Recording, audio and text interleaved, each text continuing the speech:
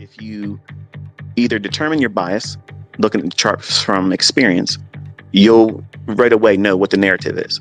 Or you go in looking for the narrative, and then you'll arrive at your bias.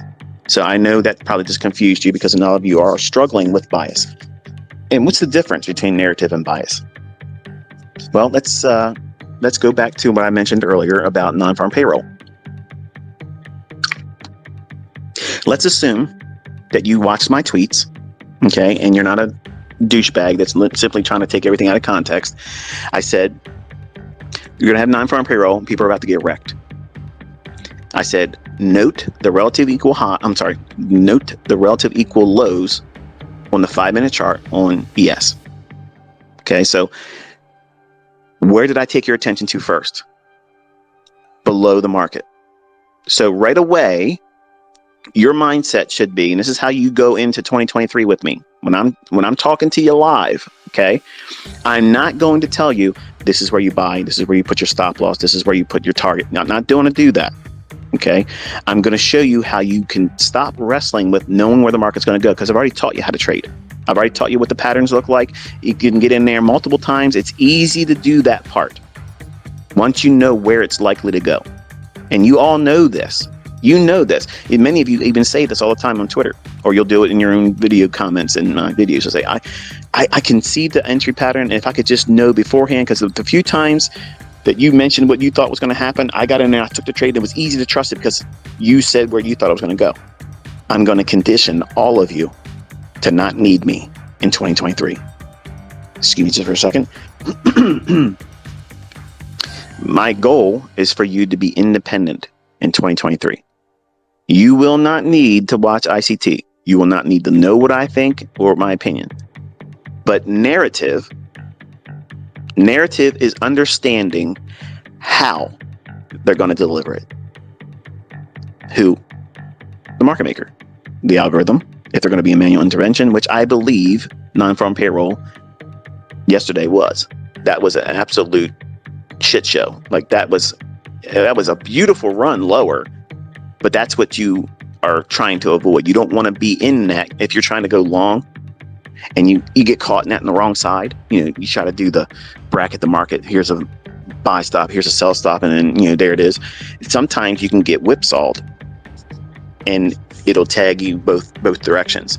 And that's the part about non-farm payroll that prevents me from wanting to trade it, because I don't have anything in my repertoire to know when they will do that one-sidedness, like almost like a CPI.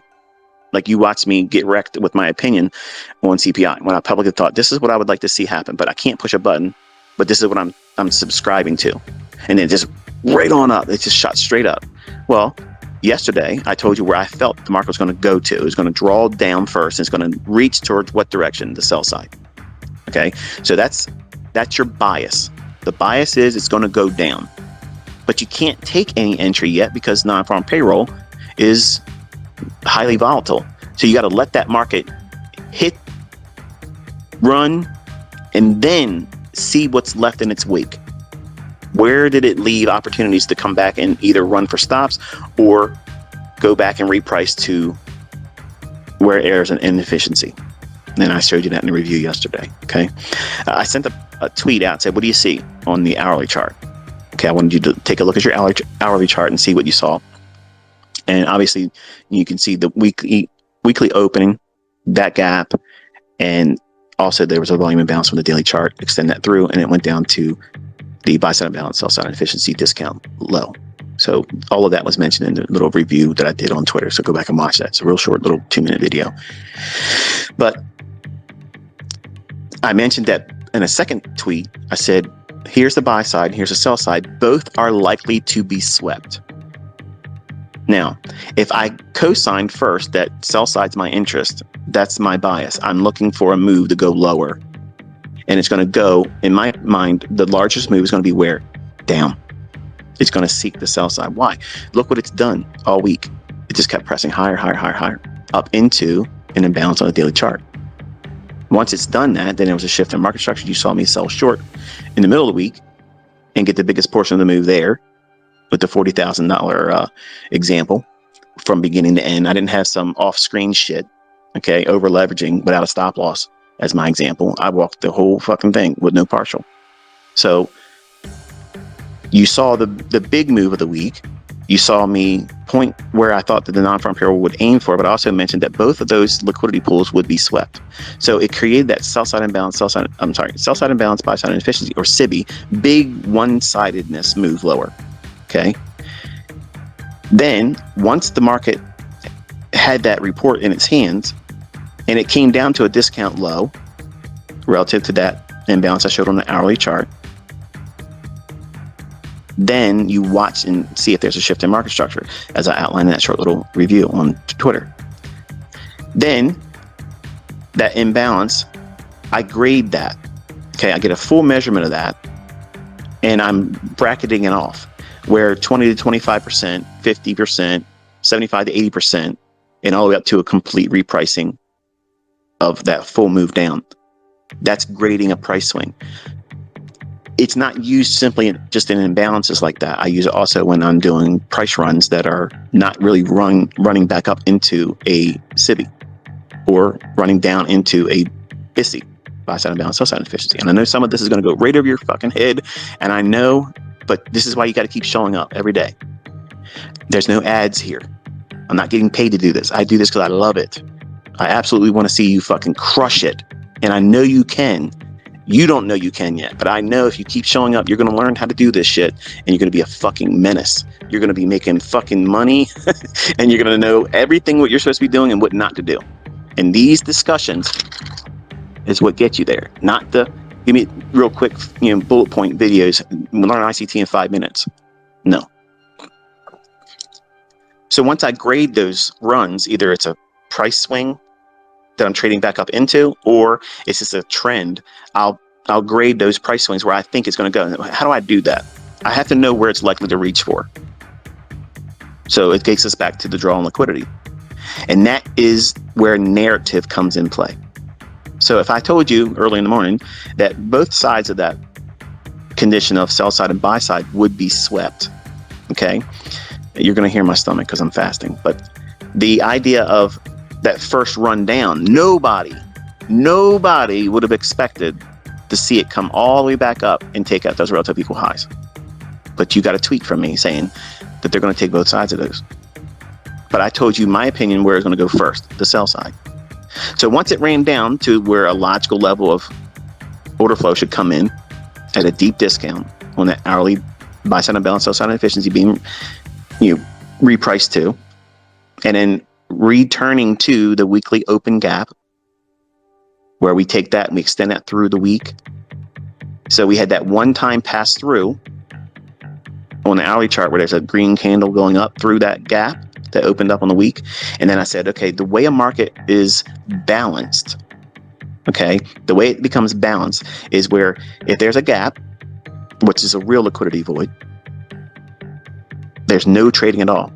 No printing by any candle, wick, or body. That is a liquidity void. There is no liquidity there. And folks, if you're doing videos and such and you're trying to teach my shit, I'm going to correct you here too.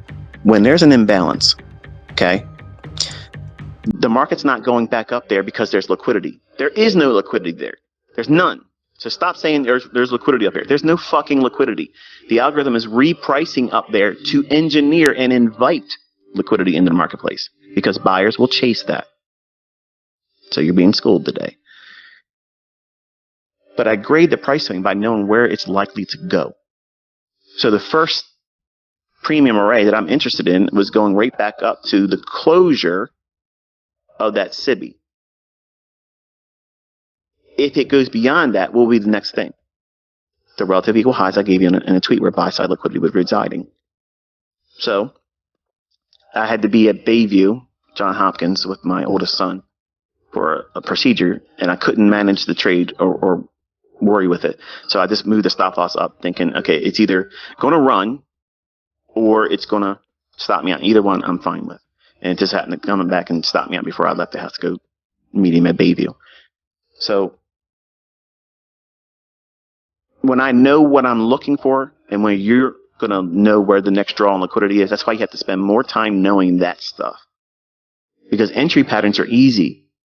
When every time I do a trade and I'm showing you examples of it, that's not cherry picked. That's me simply doing what I do. And you see that I know what I'm doing is right out of the notes and the teachings I give you. Every single one of my pyramid entries are an individual entry opportunity that you could have taken too. You don't need the initial entries that I'm doing. I'm just showing you everything that I see, just to, by contrast, showing you that nobody else out there knows smart money concepts like I do. They can't do it. They cannot do it. And these are just low threshold shit. This is little stuff. 2023, I'm going to fucking blow your fucking socks off.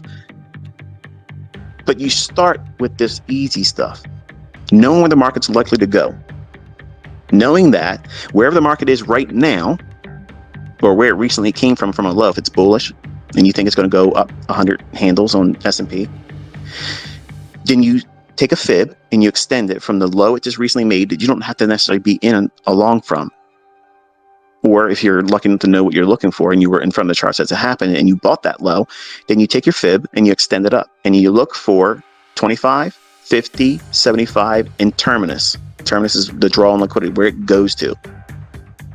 Inception of the move is the low in this case. So you're looking for these areas where what's going to form? Fair value gaps, order blocks, stop runs.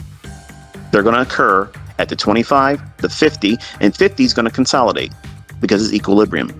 Look at what I showed you last night and think about what I taught in month 1 content of the core content, where I talk about the 4 stages of how markets deliver price. The algorithm does 4 major things. When does it consolidate, ICT? I just went through answering questions on my forum. I'm not going to give you those answers here, but I'm giving you clues in knowing how to know where consolidations occur. Consolidations in intraday price action will occur around equilibrium. What's equilibrium? The 50% of that SIBI. It doesn't have to go up there and completely close in that one big drop. It doesn't have to do that. That's where Chris Lorry's Croup and I differ. They like to see all that stuff. I know what I'm looking for. I know when it ain't going to fill.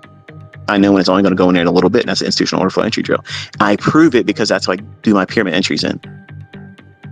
You don't get that anywhere else. Okay, I'm not trying to kick sand in his face or anything, but I'm just reminding folks who's who and who you're listening to.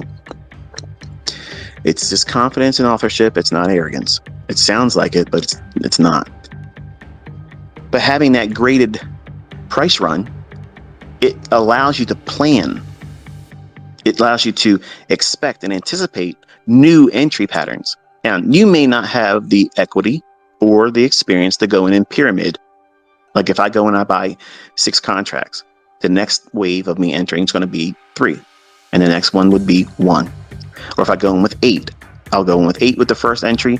And when it moves in my favor a little bit, then I'll go in with 4 contracts, half of the initial one. And then the next wave will be 2. And then if I get another piece on, it'll be 1. So I'm building in those positions. I was doing that on Twitter years ago with a demo account, made it public, and I literally ran up every single trade I took on a 15-second, 1-minute chart, and a 5-minute chart. I was trading both sides of the directions, and I was trading 4.5%, sometimes 5% on the trades. Every single pyramid entry, I was using 5% max every single time I was doing it. And that's how I took the 5,000 and the 100,000 counts over to several million dollars. I did that very thing over and over and over and over again. And as the equity increases in the demo account, you get more equity used. And that's all that was. And I am absolutely fucking ready to do that same thing in Robbins if Benny E. Minnie proves he's in the fucking Robbins Cup and shows his account number, because I'm going to roast your fucking ass, bitch. So the last thing, obviously, is market making principles. So market making principles are simply like time of day. You know, when is there an intraday influence? When do things that normally occur like market protraction, like Judas swings?